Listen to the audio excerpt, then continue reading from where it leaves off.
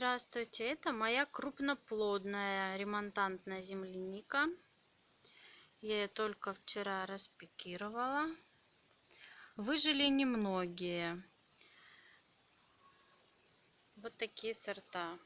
Капелька лета, вкус детства и карамелька. Самая устойчивая это карамелька. Им сейчас 2 месяца. Ну вот так вот выглядят.